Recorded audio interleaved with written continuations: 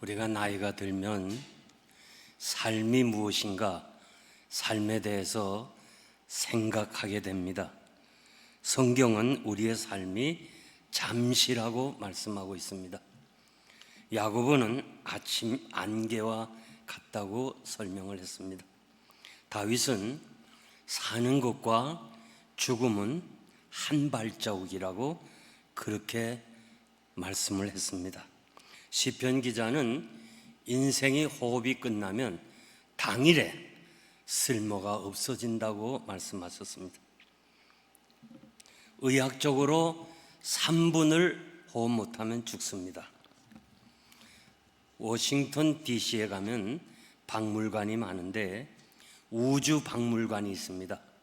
거기에 영국의 앤 공주가 방문했을 때 미국의 우주인 닐 암스트롱하고 대화를 하는 가운데 우주복이 찢어지면 어떻게 되냐 물어보니까 죽는다고 대답을 했습니다.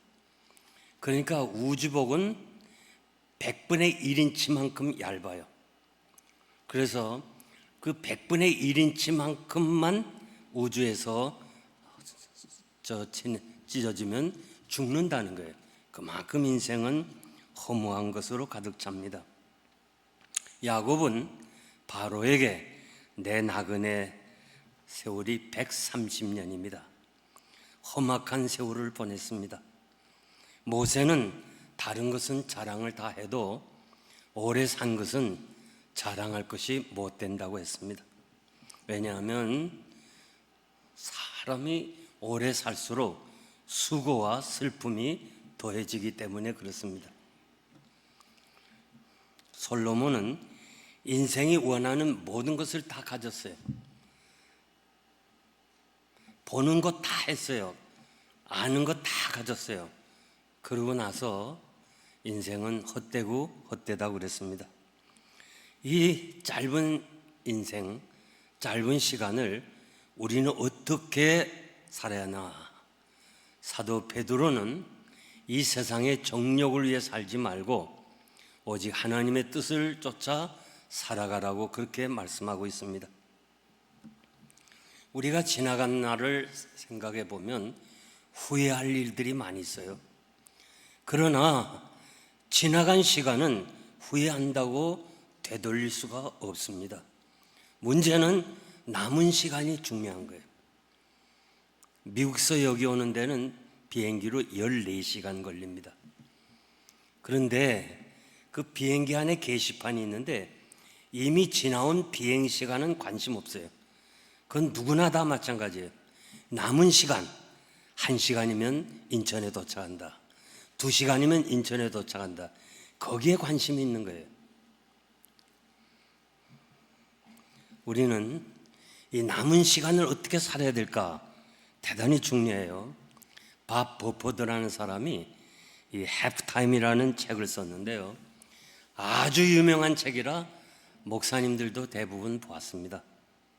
이분은 인생의 삶을 축구로 비교했어요. 축구가 전반전이 있고 후반전이 있어요. 전반전에는 인생은 자기 성공을 위해서 그리고 자신의 어떤 계획대로 가정을 가지고 취업도 하고 재산을 늘려가고 그렇게 만족하게 살고 있지만은 이제 인생의 후반은 의미를 찾아서 좀 더 봉사하면서 인생의 남은 때를 살아가라고 말씀합니다. 그러면서 우리가 지난번 아시아 축구 경기 때 한국 선수가 전반전에는 졌지만은 후반전에 승부차기나 혹은 후반전에 이겨서 역전승한 것처럼 이 후반전 인생의 의미를 찾아서 하나님의 영광을 위해서 하나님 나라를 위해서 사는 그 인생은 성공적인 삶이라고 그렇게 표현을 했습니다.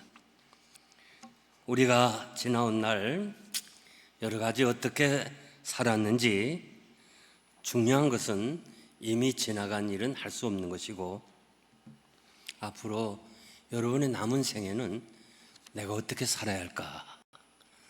내가 훗날이 서북교회를 떠날 때 성도들이 나에 대해서 어떻게 기억하고 있을까? 나를 어떤 사람으로 알고 있을까? 이걸 생각하면서 인생의 후반기인 우리의 남은 생애를 좀 더 어떻게 하면 바르게 살까? 그런 뜻에서 본문을 통해서 세 가지 말씀드리고 싶은데요. 첫째는 정직하게 살아가라.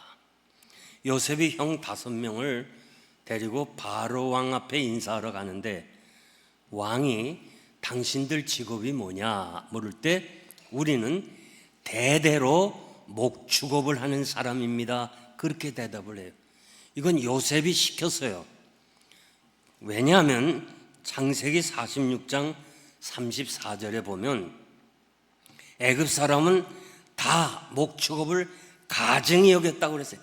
더럽고 비천하게 여겼다고 그랬습니다. 그래서 창세기 43장 32절에 보면 애굽 사람하고는 밥도 같이 안 먹었다는 거예요. 그리고 호쿠마 주석 같은 사람은, 주석자는 이스라엘 백성들이 키운 소나 이런 짐승도 양이나 먹지 않았다고 해석했습니다. 요셉은 이 사실을 잘 알고 있어요. 이 애굽이 살기 좋지만은 우리 형제들이 애굽화되지 아니하고 이 죄악된 세상에서 살지 말고 우리 고센 땅에 한번 살다가 하나님이 예비하신 가나안으로 가자. 이것이 그의 인생관이었습니다. 그렇기 때문에 형들에게 우리는 목축업을 한 사람입니다 이야기하는 그 순간에 사실은 모든 사람들에게 다 요셉의 가문을 널리 알리게 되는 기회예요. 총리 체면이 있지. 이런 형제들이 얘기하면 저 비천한 가문에서 태어났구나, 아주 더러운 민족이구나, 이렇게 알려지지만은 요셉은 하나님 앞에서 정직하게 살아가는 것이 그의 인생관이었습니다. 요즘 사람들은 지혜와 아이디어로 혹은 정보로 살고 있습니다. 우리는 정직이 지혜보다 낫다는 것을 믿어야 돼요. 왜냐하면 하나님은 정직한 자에게 좋은 것을 아끼지 아니하시겠다고 시편 84편 11절에서 말씀을 했습니다. 열왕기하 18장 3절에 보면 히스기야 왕은 그 조상 다윗의 모든 행위와 같이 여호와 보시기에 정직히 행하여 여호와께서 저와 함께 하심에 저가 어디를 가든지 형통하게 되었더라고 그랬습니다. 그의 아버지 아하스에 대해서는 여호와 보시기에 정직하지 아니하였다. 구약의 성경을 보면 전부 왕들을 소개하면서 아무개 왕은 정직했고 아무개 왕은 정직하지 아니했다고 그랬습니다. 하나님이 평가하실 때 딱 하나예요. 정직하냐, 정직하지 않느냐, 이것이 하나님의 평가예요. 히스기야는 정직하게 살았기 때문에 죽을 병에 걸렸어요. 이제 하나님이 불러가야 돼요. 그런데 히스기야가 이렇게 기도하잖아요.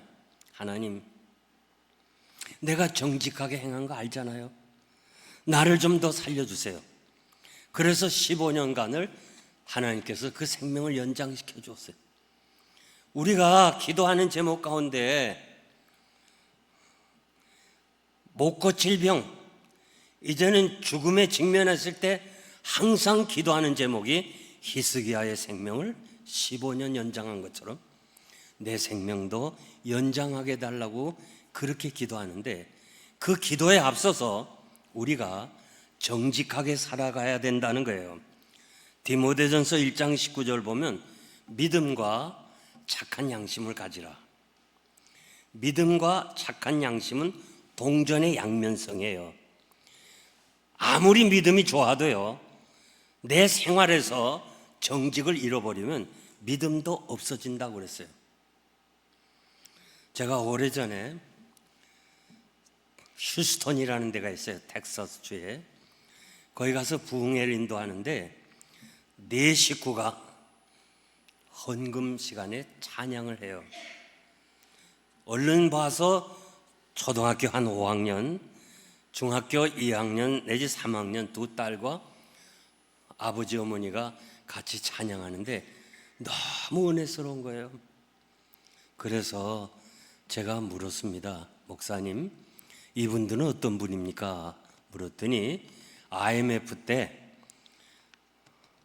다 망해가지고 할 수 없이 미국으로 온 명성교회 안수 집사님이었다는 거예요. 그러면서 하시는 말씀이 변호사를 통해서 영주권을 신청하는데 수속 중에 마지막 인터뷰가 면접을 봐야 되는데 그건 국경 밖을 나가야 돼요. 멕시코로 나가든지 카나다로 가든지 한국으로 나와야 돼요. 불법의 소지가 있으면 다시 못 들어와요. 방문 왔다가 공부한 거 불법이에요. 그래서 변호사가 이렇게 말해요. 두 딸에게 만약에 영사가 너 미국에서 공부했지 물으면 노라고 대답해, 아니라고 대답해. 나머지 내가 다 책임질게. 이 집은 지금 굉장히 걱정이 많은 거예요. 2년 동안 공부했는데 공부 안 했다고 거짓말할 수도 없고, 또 진실을 했다고 하는 날에는 변호사 얘기가 다시 미국에 못 돌아와. 그냥 멕시코에서 한국으로 가야 돼. 철들은 두 딸은 정말 미국에 살고 싶거든요. 한국 가야 아무것도 없잖아요.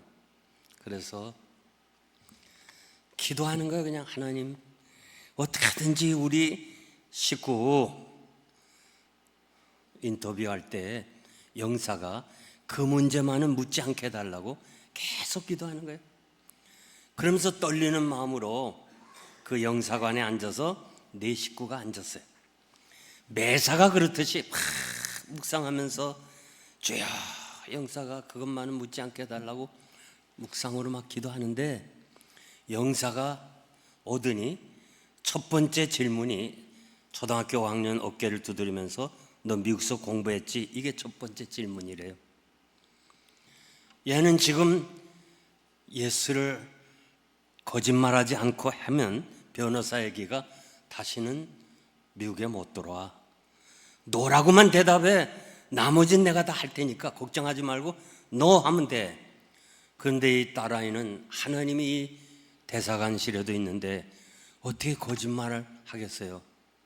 그래서 울었어요. 울었어. 이 아이의 울음을 언니가 왜 모르겠어요? 언니도 울었어. 두 딸의 울음을 왜 부모가 모르겠어요? 내 식구가 그냥 통곡하면서 우는 거예요.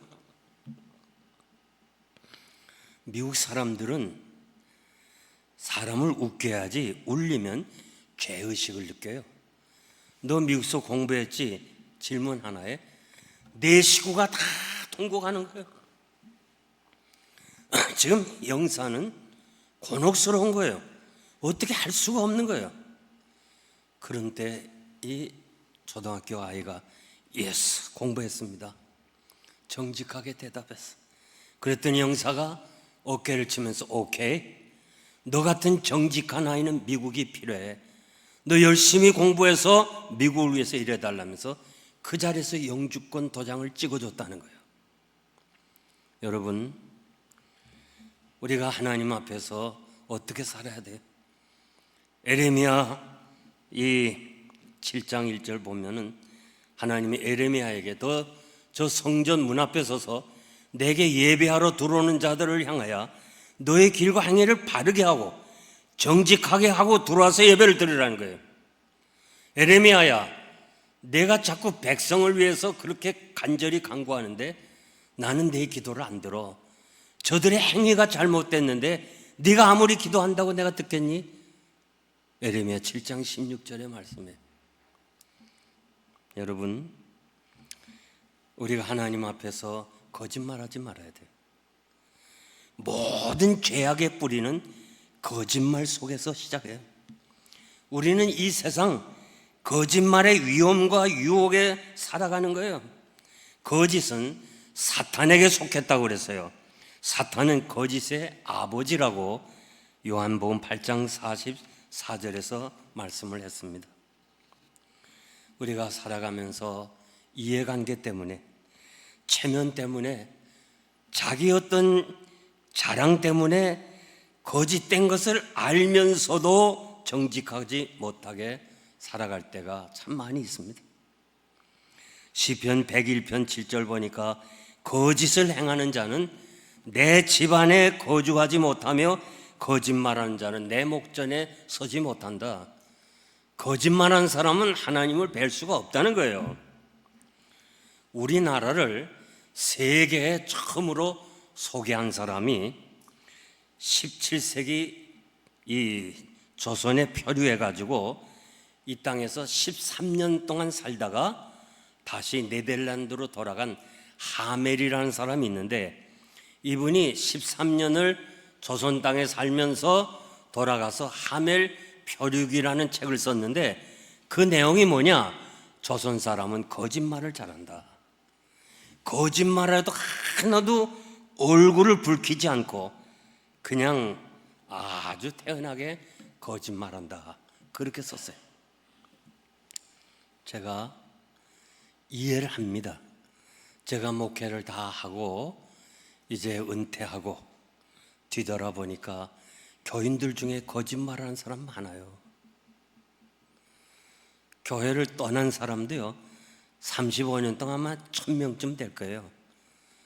그런데 떠날 때 자기들끼리 뭔가 불편해서 떠나면서 꼭 목사를 걸고 넘어져요.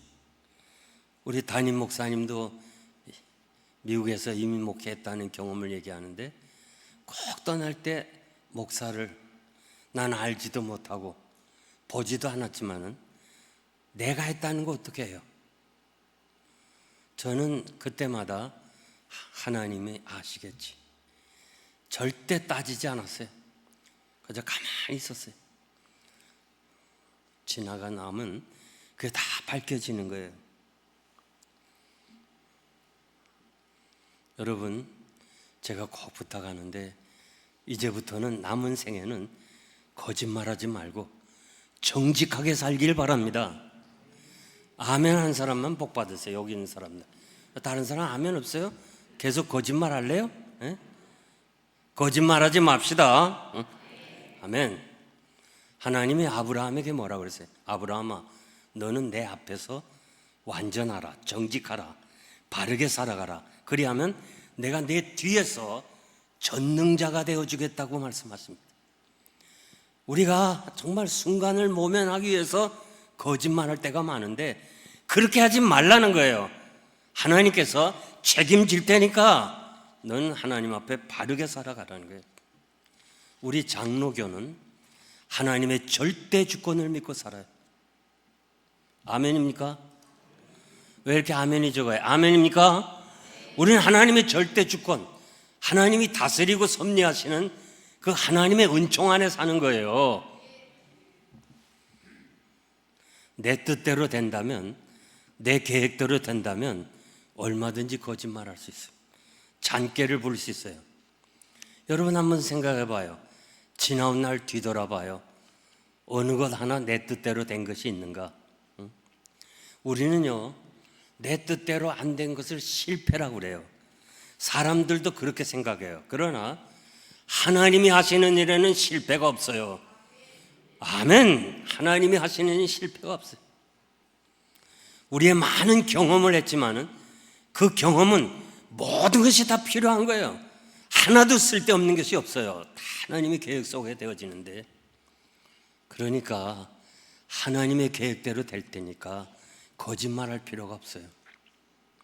저도 한국의 이 서울 후암제일교회, 그 시절에는 후암동 필동 충무로가 대한민국에서 제일 좋은 지역이었어요. 70년대에 목사 승용차가 있었어요. 정말 교회가 큰 교회 31살에 담임 목사가 됐어요. 제가 미국 유학을 떠날 때 한국의 큰 교회가 원로가 나하고 약속을 했어요. 이 목사 돌아오기를 우리 교회를 맡아달라. 내가 또 떠나올 때 장로님들이 5년만 공부하고 오라고 그래서 저도 그렇게 생각하고 했는데 벌써 44년이 지났어요. 내 뜻대로 안 된 것은 하나님의 뜻대로 된 줄 믿습니다. 그러므로 여러분 거짓말하지 말고 진실하게 살기를 바랍니다. 두 번째는 나그네로 살아야 돼요. 요셉이 아버지 야곱을 바로 왕 앞에 인사할 때 왕이 당신 나이 몇이냐 할 때 예 130살입니다 이렇게 대답하면 되는데 내 나그네 길의 세월이 130년. 조상의 나그네 길에는 미치지 못했으나 험악한 세월을 보냈습니다. 나이를 묻는 질문 앞에 두 번이나 나그네라고 고백한 것은 유행가 가사에 나오는 개념이 아니고 불신자인 바로 왕에게 분명한 신앙 고백을 했어요. 나는 여기서 사는 것이 아니고 내가 가야 할 본향 고향이 있습니다. 히브리서 11장에 보면 믿음으로 산 사람들의 아벨서부터 세상이 감당할 수 없는 그런 위대한 사람들은 하나같이 이 세상에서는 나그네요 행인이라는 사실을 증거하면서 살아갔다고 말씀하고 있습니다. 사람이 진정 예수 그리스도를 영접하고 하나님의 자녀가 되고 내세 신앙이 분명해지고 부활 신앙을 확실히 가진다면 예수 믿기 전과 예수 믿은 후가 달라야 돼요. 아멘입니까? 아멘이니까 물어야 하면 나와요. 예? 여러분 나그네입니다. 우리는 우리의 삶의 목적이 하나님 앞에 서는 그것이 목적입니다. 우리의 주요 관심사가 이 세상이 아니고 장차 오는 하나님이 예비하신 천국입니다. 우리는 사도신경을 고백하잖아요. 영원히 사는 것을 믿사오며 육신은 영원히 못 살아요. 제한되어 있어요. 그러나 영혼은 영원한 거예요. 하나님이 우리를 부르실 때 우리 영혼은 본향 하나님의 집으로 가는 거예요. 우리 주님이 부활에 대해서 말씀하면서 하나님은 아브라함의 하나님, 이삭의 하나님, 야곱의 하나님, 산자의 하나님이라고 그랬어요. 예수님 당시에 아브라함 죽었어요. 이삭 죽었어요. 야곱 죽었어요. 상식입니다, 상식. 그런데 우리 주님은 죽지 않았다는 거예요. 지금도 살아있다는 거예요. 하나님은 산자의 하나님이지 죽은 자의 하나님이 아니라는 거예요. 그래서 이 잠깐 살다가는 육신을 위해 살지 말고 영혼의 귀중성을 알고 나그네의식을 가지고 주님이 오라 하면 난 가겠습니다 하는 그런 준비된 삶이 얼마나 행복한지 아세요?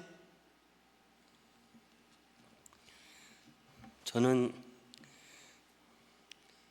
우리 어머니가 저를 업고서 38선을 5번 넘었어요. 저희 고향은 평안북도 신우주예요. 어머니 그때 한번 잡히면요 인문군에게 총살령이에요.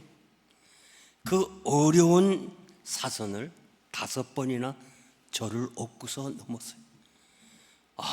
그래서 난 막 소름이 끼쳐서 어머니 왜 그렇게 사선을 뭐 하려고 그렇게 나를 업고 5번 넘었습니까? 그러니까 비난 와서 보니 날은 춥고 덕구 잘 이불은 없고 그래서 이불 가지러 이북을 갔다는 거예요. 야, 여러분 아무도 안 놀래네요. 난 여러분 안 놀래는 거 보고 놀랍니다. 이불 가지러 글쎄 사선을 넘는 사람이었어요. 우리가 피난을 대구로 왔어요. 그 피난민들 사는 평리동이라고 있는데 평리동 알아요 누가? 아무도 없어요? 평리동 있어요. 비산동도 있고 평리동도 있는데 그때 우리 어머니는 그 사과를 이렇게 줄로 꿰면서 10개씩 들어가요. 그걸 가지고 역에 나가서 파는 거야. 창문으로 막. 그런데 거기서 파는 것은 그렇게 잘 안 팔려요. 우리 어머니는 객차 안에 들어가요. 대단한 사람이에요. 그래도 막 그 안에서 팔다 보니까 사고 팔면서 재미가 있고 돈 버는 바람에 기차 떠나는 것도 몰라. 돈은 받아야 되니까 달리는 기차에서도 뛰어내렸어요. 그것도 안 놀라세요? 달리는 기차를 타고 날렸는데, 야, 이렇게 강인한 이북 여자로서 건강한 사람이 78세에 멀쩡하던 사람이 하룻밤 자고 나서 절반을 못 쓰는 거예요. 난 도저히 이해가 안 돼요. 아무리 이해하려도 안 돼요. 어머니같이 그렇게 강건한 여성이 이제 남의 도움을 받고 휠체어에 앉아 있어야 돼요. 난 도저히 이해가 안 됐어요. 여러분, 육신은 아무것도 아닙니다. 영혼의 중요성을 알아야 돼요. 오늘 밤이라도 하나님이 오라면 가야 돼요. 나는 여러분의 관심사가 세상에서 조금 돌이켜서 십자가 바라보고 천국을 향하여 여러분의 발걸음이 옮겨지기를 원해요. 아멘 한 사람만 복 받으세요. 응? 에베소서 2장 10절 보니까 하나님이 우리를 만드셨다고 그랬어요. 요 만들었다는 말이 작품이라는 말이에요. 작품. 헬라어로. 여러분들은 하나님이 만든 사람의 작품. 작품은 세상에 하나밖에 없는 게 작품이에요.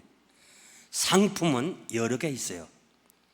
작품은 세월이 갈수록 가치가 있어요. 상품은 세월이 가면 가치가 떨어져요. 여러분은 하나님이 만드신 명품이라도요. 예, 아멘 한 사람만 복 받으세요. 하여간 여러분, 하나님이 만드신 명품이에요. 예? 제가 중국에 갔다가요, 롤렉스 시계를 하나 샀어요. 10달러 주고 10,000원 주고서 롤렉스 시계를 하나 샀는데 아주 잘 맞아요. 잘 맞아. 그래서 그거를 좀 차고 다니고 어느 게 부흥회 갔댔는데 이분이 내 시계를 받고 롤렉스 찼다고 시험에 들었대요. 강사 오신 분이 어떻게 목사가 롤렉스를 타냐, 롤렉스 시계를 타냐. 그 얘기 듣고 난 내버렸어요. 여러분, 우리는 명품이기 때문에요. 모든 게 다 명품이라도요. 아멘입니까? 여러분, 무엇을 들어도 명품이에요. 꼭 명품 가방 가지지 말아요. 여러분 자체가 명품이에요. 아멘 한 사람만 복 받으세요. 그렇기 때문에 세상 사람들처럼 그런 가치관을 갖지 말고 정말 다윗처럼 말이에요.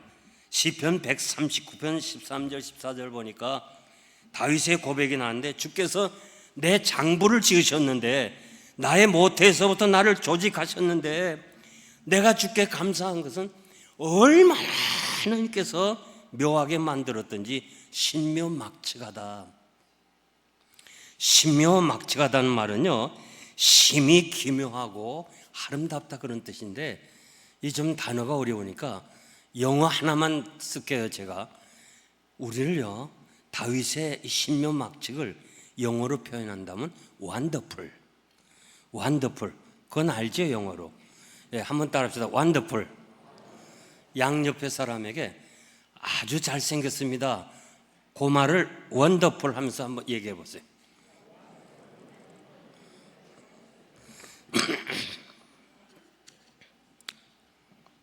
켈럼 여론조사에 의하면 외모에 만족하냐 물었더니 남자는 28%, 여자는 13%. 그리고 만약에 바꿀 수 있는 기회가 온다면 바꾸겠나 할 때 남자는 94%, 여자는 99% 바꾸겠다는 거예요. 여러분, 참이 안동에도 아름다운 데이 많잖아요. 자, 산을 볼 때 너무 아름답고 바다를 볼 때 아름답고, 저 로키 마운틴 지나갈 때 캐나다 너무너무 아름다워. 아프리카의 그 밤하늘 너무 아름다워요. 그런데 사람들은 그런 자연을 보면서 원더풀, 너무너무 아름답다 하면서 왜 자신을 향해서 거울을 볼 때는 아름답다는 말을 못하느냐 이거예요. 산을 만드신 하나님, 강을 만드신 하나님, 별을 만드신 하나님이 너도 만들었으니까 날마다 하나님 앞에서 원더풀을 하라는 거예요. 이건 내 얘기가 아니라 성 어거스틴의 얘기예요. 어거스틴. 얼마나 잘생겼어요 여러분. 잘생겼습니까? 아멘 한 사람은 복 받으세요.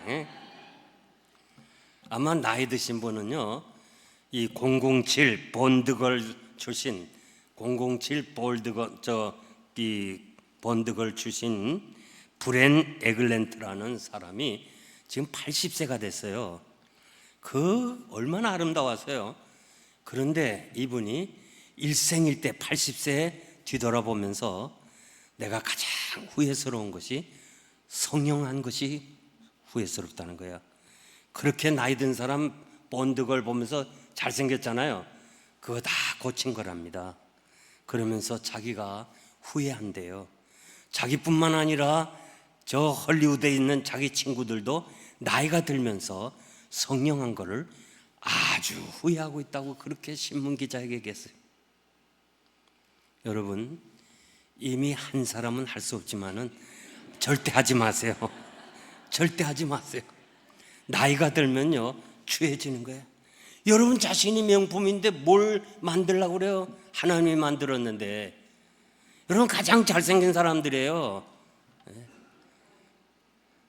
이거 아멘. 양옆에 좀 얘기해 주세요. 참 잘생겼습니다. 시작.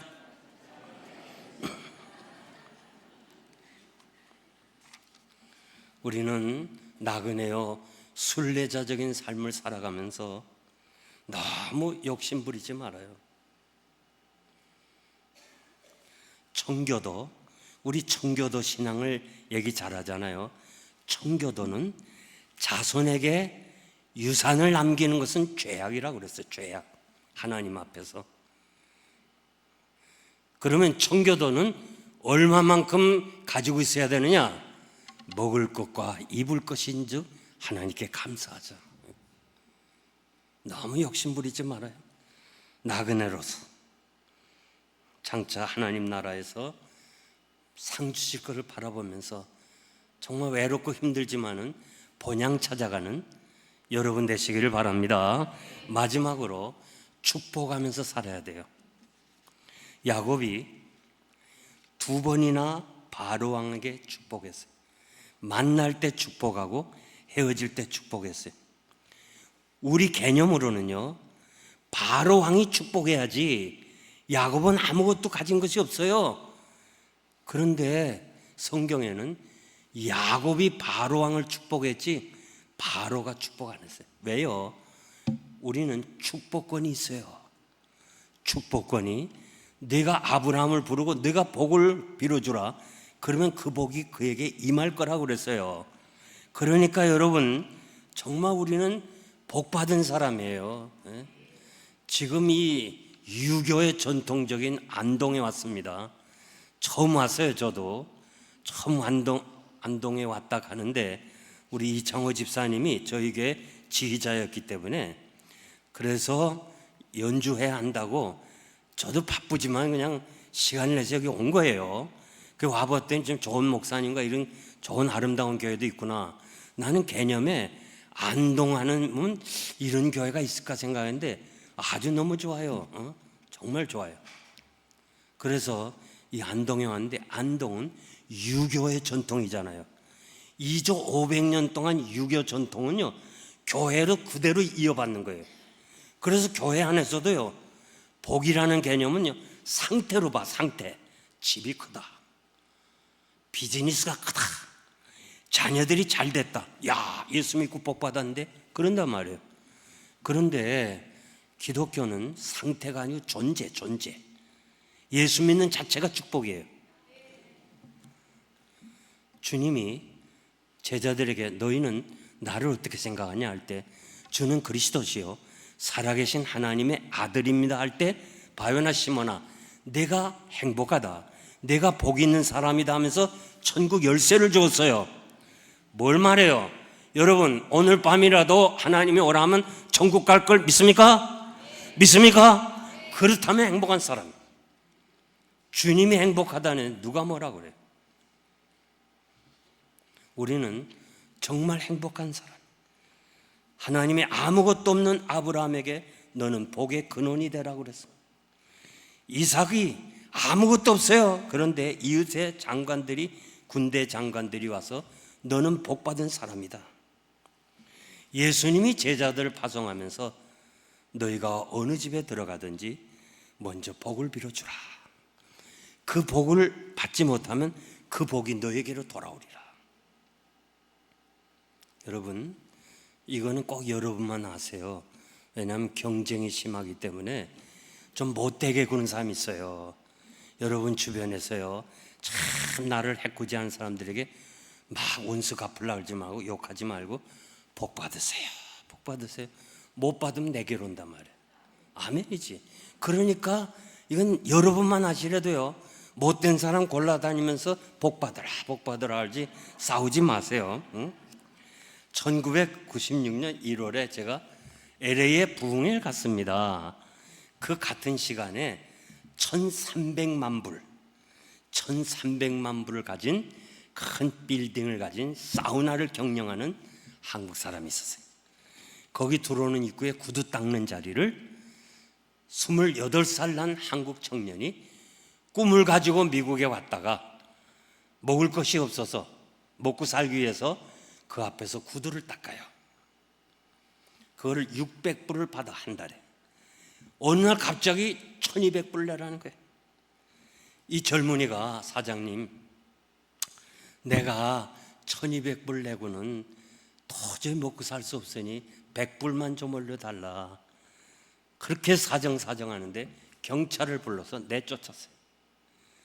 이 젊은이가 갈 곳이 없어서 그래 좋다 하면서 권총 가지고 그 사장을 죽였어요. 한국 사람이에요. 죽이고 자기도 자살했어요. 참 한국 사람은 무서워요. 무섭다고요. 그러니까 참 싸우려고 그러지 말고 자꾸 축복해 주세요.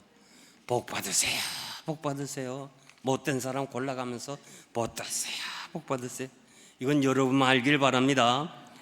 악어, 사자, 이 고양이과에 속한 사자는요, 호랑이라든지 이거는 수명이 말이에요, 최고로 살면 25년을 살아요. 그런데 악어 있잖아요.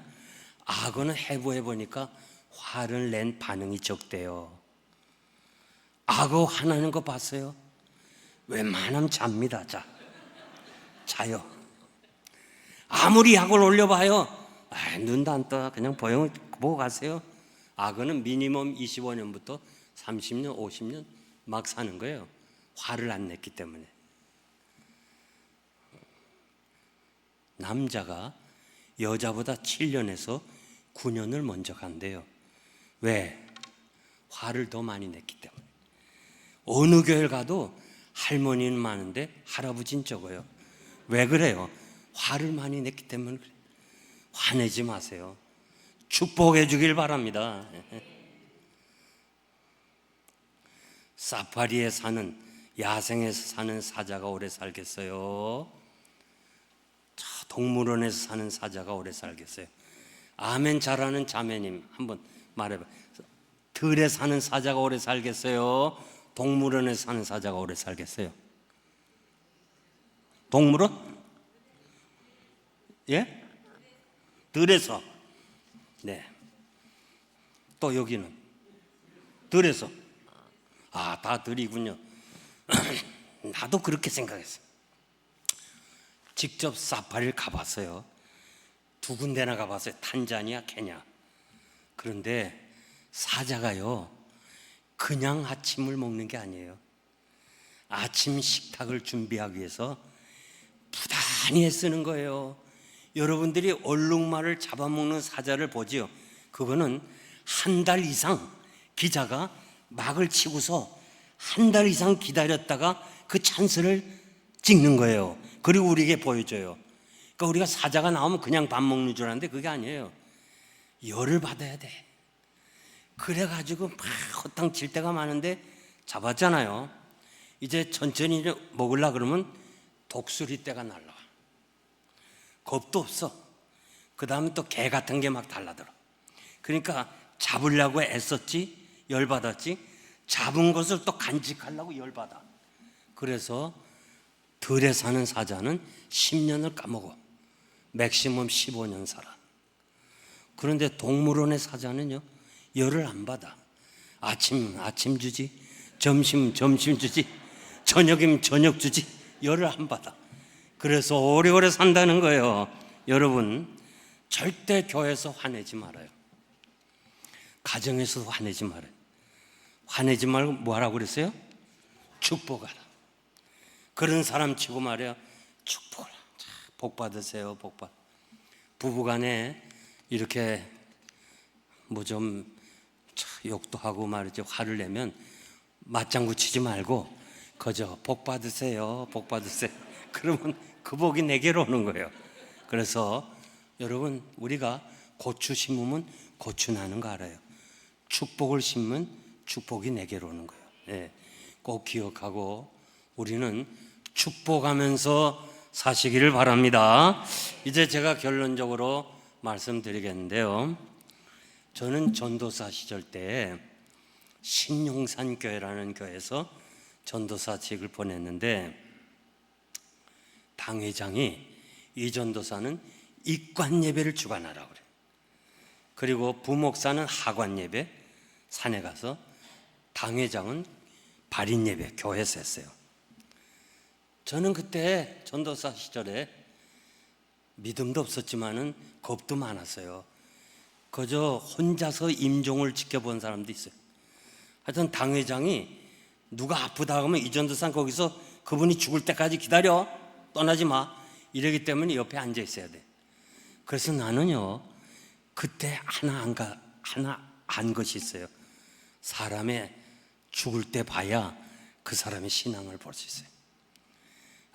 신앙 좋은 사람이 마지막 가는데요, 안 갈래요 막 발버둥 쳐. 집사님 왜 그래요 막. 나도 겁이 나지 막. 그럼 넌 누구야 그래, 날 보고. 그러면 아니 집사님 십자가 붙잡으세요. 십자가 예수님 바로. 십자가 뭐야? 예수가 누구야? 아이고, 이러고 세상 떠났어요. 나만 알지 그 교회 자녀들한테 얘기할 수 있겠어요? 여기니까 내가 얘기하지. 야, 사람은 죽을 때 봐야 돼요. 그런데요, 어떤 분은 막 인상을 써. 말도 못하지, 눈도 못 뜨지, 인상을 쓰는 거야. 그래서 집사님 어디가 아프세요? 마지막 가면서 이 귀는 살아있어요. 막 집사님 왜 그래요? 어디가 아파요? 말도 못해. 이게 고민이요. 지금 가족들이 다 있고 참 뭐 부교육자들 다 있고, 그런데 마지막 가는 길에 인상을 써요. 그래서 제가 그게 궁금했는데, 어느 심리학자가 쓴 글에 보니까 사람이 마지막 가는 길에는 과거가 회상된대요. 주마등처럼 쭉 회상되면서 남에게 아프게 한 것, 남에게 눈물 나게 한 것, 이런 것들이 떠오른다는 거예요. 그러면서 이 사람이 내가 왜 그때 그랬나, 너무너무 괴로워서 인상을 쓴다는 거예요. 그렇구나. 제가 후암제일교회가 일대 담임 목사님이 개척하고 22년을 섬기다가 LA로 가셨어요. 은퇴하고 원로 목사님으로 되고, 제가 2대 담임 목사가 됐어요. 84세에 제가 그 목사님을 찾아갔어요. LA에. 이 목사, 내가 잘못한 거 많지, 용서해줘요. 아니 목사님, 무슨 말씀을 그렇게 하세요? 나 같은 부족한 사람을 아들처럼 생각하고 그렇게 큰 교회를 물려주셨는데 당치도 않습니다. 그러니까 아니야, 내 그런 말 들으려고 하는 게 아니야, 제발 용서해줘. 나는 모르지만은 이 목사는 아는 것이 있을 거야. 제발 용서해줘요. 사정을 하는 거예요. 목사님 왜 그러세요? 나는 이제 언제 하나님이 불렀는지 몰라. 나 깨끗이 살다 가고 싶어. 난 처음 만난 사람에게 용서를 구하고 있어요. 이제 하나님 앞에 설 준비를 하니까 깨끗이 살고 가고 싶다는 거예요. 그래서 하도 제가 용서해 달라고 그래서 예, 용서해 드릴게요 그랬어요. 그런데 이분이 104살까지 사셨어요. 104살까지. 자녀들이 교회 갔다 오니까 아버지가 침대에서 탁 내려서 이러고 있어. 기도하는 거예요. 아버지, 아직도 기도하고 계세요? 대답이 없어. 아버지 하고 어깨를 치니까 그대로 넘어진 거예요. 영혼이 떠나서 기도하다가. 야, 제가 그 장례를 집례하러 LA 가서 그 얘기 들으면서 얼마나 부럽든지 한 번 가는 길에 찬송하다가 기도하다 가면 얼마나 좋아요. 나는 내 소원이 말씀 전하다 가고 싶은 거 계속 기도하고 있어요. 저도 죽을 준비를 하고 있는 거예요. 언제 하나님이 우리를 오라 하는지 몰라요. 남에게 상처 주지 말고 살아요. 여기 젊은 사람들요, 집에 돌아가서 애들 있잖아요. 뭐 5살, 10살 뭐 할까 싶지만 한번 물어보세요. 엄마가 너한테 잘못한 거 있니? 막 나와요. 막 나와. 다 해결하고 가야 돼요. 오늘 부부가 같이 왔다면요, 돌아가면서 자중해서 여보 내가 잘못한 거 있지? 용서해요. 서로 주고받고 풀고 가야 돼요. 아멘입니까? 아멘입니까? 저 헝가리에 최영 선교사님이 있어요. 최영.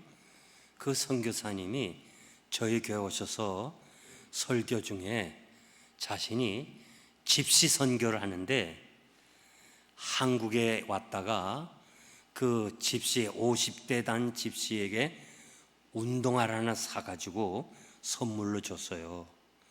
그런데 이 집시가 그 운동화를 받은 걸 가지고 일불에 팔아먹은 거야. 일불에. 그 소식을 듣고 화딱지가 나서, 안 그래요? 한국 멀리서 한국까지 와서 헝가리에 그 집시에게 갖다 줬는데 그걸 일불에 팔아먹어서 자기가 화를 내면서 야, 너는 운동화를 팔아먹은 게 아니고 내 사랑을 팔아먹은 사람이야. 어떻게 양심이 있지 그러냐 하면서 호되게 한번 화를 냈는데 그 다음엔 교회 안 나오더래요. 한 달 뒤에 뒤늦게 알았더니 그 책망을 듣고 세상을 떠난 거예요. 그래서 이 최영 선교사가 울면서요, 강단에서 그까지 무슨 운동화가 뭔데 내가 그렇게 그 사람에게 화를 내게 해서 그 사람이 상처받고 세상을 떠난다고 생각하면서 막 울잖아요. 막 울었어요. 저는 그 간증을 들으면서요, 나도 나 때문에 상처받은 사람이 없어야 되겠다, 그런 마음을 가지고 살아요. 성도 여러분, 우리 정말 바르게 살아요. 아비된 심정으로 말하고 있어요. 제가 지나온 세월 다 뒤돌아보면서 여러분들이 꼭 부탁하고 싶은 것은 바르게 살아야 돼요. 우리 삶이 하나님 앞에 가지고 가는 거예요. 없어지질 않아요. 다 기록된 거예요.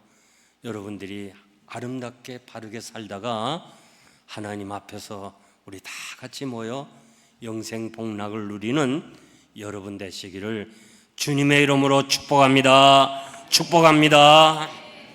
하나님 아버지 감사합니다.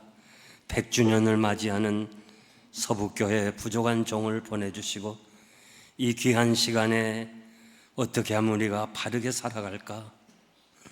우리의 살아온 날을 뒤돌아보면 너무도 부끄러운 것이 많습니다.